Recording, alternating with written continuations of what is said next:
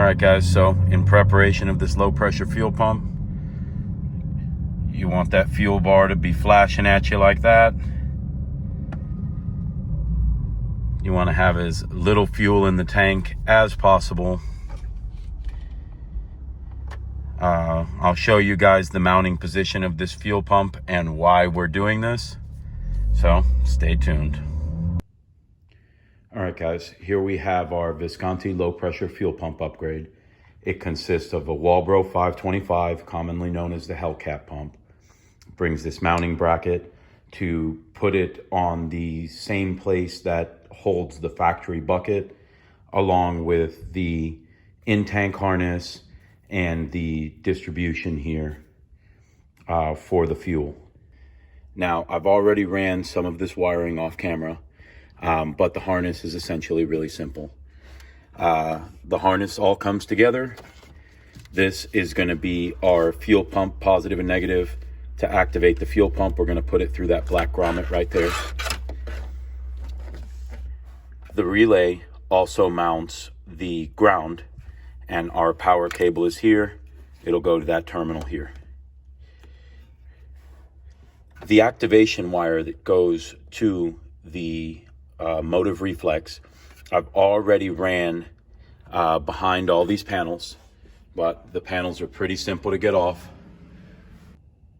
We're going to start by removing this top panel. That one just pops forward. The one behind it is on with two T25s that are behind this panel. This seatbelt panel also pops forward. That'll let you create enough space here, and you'll be able to pop this off the same way we did previously. So this panel and the kick panel that we previously removed to run our TMS harness. I brought it out from the same hole that we used for our TMS harness. Had to modify the grommet a little bit because it was too tight, but that comes in and this plugs into aux 2 unless otherwise instructed by your tuner. As always, guys, when you're working on electrical, we're going to go ahead and put off our negative terminal. Make sure to put a shop rag or a towel here somewhere. If the trunk should become closed, you're going to end up having to crawl through this entire car to release it, so always put a towel here.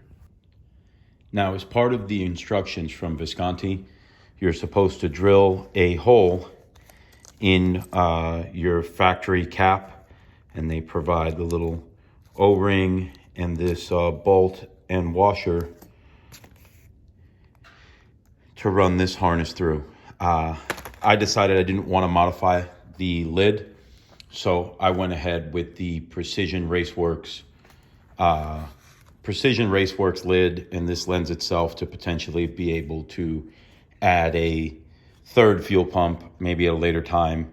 And it does also come with a plug-and-play harness. There's going to be some modification here in order to join the plug that comes with the Visconti with just the open ends of this harness, but nothing crazy. I'll show you guys how I do that, as well as show you the way that Visconti is asking you to do it if you didn't buy this additional part. This is not necessary. I just felt it was going to be better for me in the long run, and it was going to avoid having to take it apart. I also like that it came with a 3/8 outlet,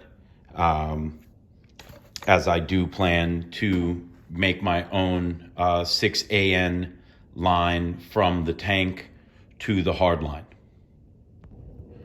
All right, guys, we are now under the car. Where your fuel pump is located is right behind the exhaust here. You can see the top hat right there. We're going to go ahead and remove the exhaust from the downpipe and just go ahead and pull it all off. We need to take off this support bracket as well as that heat shield. We're going to take that heat shield down as well as the exhaust, and then we will have access to the fuel pump.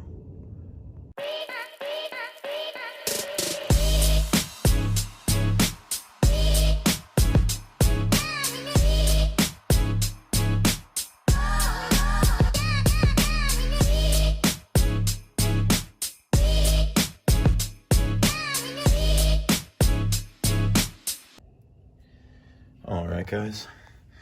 So as soon as we take off the exhaust in the panel, you can see we have access to our pump right here. In order to release the top hat, you're going to get a flathead screwdriver and a mallet. You put the screwdriver in one of the grooves and you tap it. You want it to turn counterclockwise and it will release the top hat. Once we're in the tank, you're going to pull up on this tab, push the fuel pump toward the front of the car, and it's going to release it from its mounting bracket and allow you to pull it out. All right, guys. So I had to make some modifications in order to make these two parts work together. I had to go get some submergible fuel line to be able to fit the quick connect that comes on this top hat versus the stock one. Again, if you're just using the Visconti kit, you don't have to do any of this. And then I went ahead and soldered up the plug-and-play plug from the Visconti kit to the plug-and-play of the top hat. I'm going to go ahead and drop this in the tank and put everything together. All right, so we've slid the pump back in there. You can't add the auxiliary pump beforehand. I'm using the Precision Raceworks harness, so we're gonna have to do a little bit of wire management. We're gonna go ahead and get this pump seated where it goes, but this is to give you guys a visual from the underside of the car. When you take off the exhaust and the heat shield, again, you can see the access here. It's kind of tight to work with to get it in and out, but we're gonna go ahead and get it situated and I'll show you guys what it looks like inside the tank. To get the pump back in is gonna take some patience and trial and error.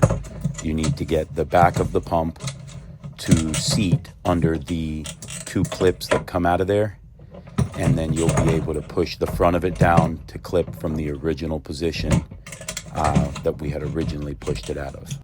The Visconti mounting bracket is going to go right on this tab. It slides right in and has a set screw to lock it in. Once we have everything in the tank, you want to make sure that nothing is interfering with the fuel level sensor float. You need to orient that hydro mat more toward the back. So you want the short side on the front, the long side on the back, but make sure that you are clear of the fuel float or it will cause problems with your fuel level sensor. All right, guys, so in hindsight, using the Precision Raceworks top hat created a bunch of extra work. As far as making this a plug-and-play setup, I took away some of the plug-and-play. If I was doing it again, I'd probably do only the Visconti. It really depends on what your goals are. I like this top hat because it will eventually let me run a standalone port injection system with a return style fuel system. And so I wanted to go ahead and get the top hat in. I did not realize how much work it was going to create. So I ended up having to get the plugs that go from the Precision harness to the Visconti harness, and I ended up having to solder those two harnesses together and make two out of one. I also had to change the Visconti feed that would have just gone to the factory top hat and use the Precision connection that made it a quick connect.